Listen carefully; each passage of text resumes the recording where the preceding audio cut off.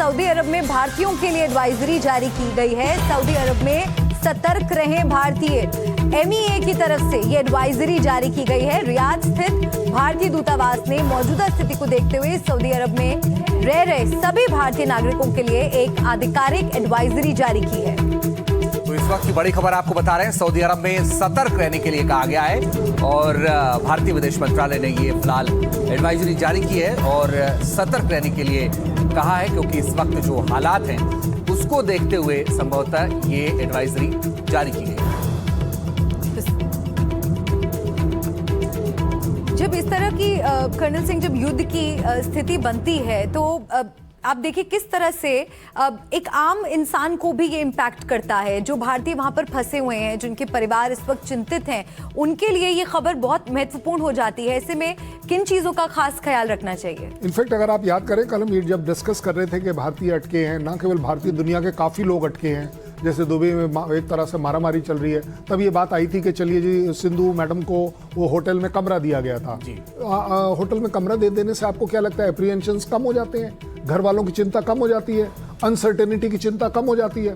मैं आपको अगर यहाँ से ले जाकर किसी एलियन लैंड में एक कमरे में रख दूँ, आप कितना, तो चिंता होना एक बहुत बड़ी बात है। और उससे भी बड़ी जो दुनिया के लिए एक चिंता आ रही है और मेरे लिए भी आ रही है, आपके लिए भी आ रही है, कि जितना ज़्यादा ये लड़ाई भयंकर होती चली जाएगी, आप ऑयल वॉरफेयर के ऊपर अभी आएंगे, अभी तक नहीं आए। ऑलरेडी आप $78 पहुंच चुके हैं, $80 आज कह रहे हैं, और ये इसका कहीं कोई अंत नजर नहीं आ रहा। और अगर अंत नजर आ रहा है तो बद से बदतर नजर आ रहा है कि ये प्राइसेस बढ़ेंगी, और जितनी ये प्राइसेस बढ़ेंगी, आपकी ये जो ट्रांसपोर्टेशन कॉस्ट है, इंश्योरेंस कॉस्ट है, डेली नीड्स की जो ज़रूरतें हैं, इन सब के ऊपर इम्पैक्ट करता है। तो उसके लिए भी आपको तैयार रहना पड़ेगा। तैयार का मतलब मेंटल अनसर्टेनिटी, घबराहट तो है। मैं कह रहा हूँ, आप जिसका घरवाला वहां पर है वो तो घबरा रहा है, जो मेरे जैसे का घरवाला नहीं है वहां पर, तो भी घबराहट है कि यस, ये लड़ाई कहां जाएगी, किस किस को इंक्लूड करेगी।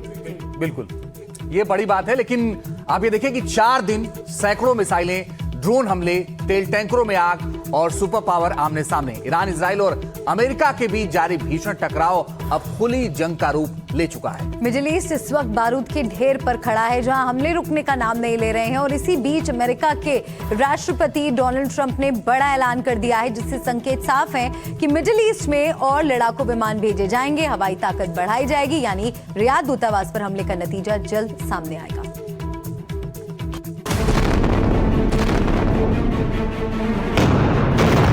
ईरान इजराइल अमेरिका जंग का चौथा दिन। मिडिल ईस्ट में महायुद्ध, क्या और बढ़ेगा तनाव? युद्ध घमासान, कितने दिन टिकेगा ईरान? इन सवालों के जवाब इसलिए जरूरी है क्योंकि ईरान पर हमले के साथ शुरू हुई ये जंग करोड़ों लोगों पर असर डाल सकती है।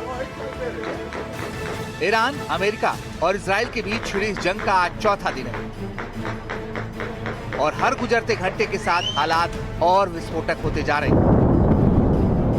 जहां अमेरिकी राष्ट्रपति डोनाल्ड ट्रंप के बयान ने संकेत दे दिया है कि ये जंग लंबी चलने वाली है, वहीं ईरान ने भी ताबड़तोड़ हमले शुरू कर दिए हैं।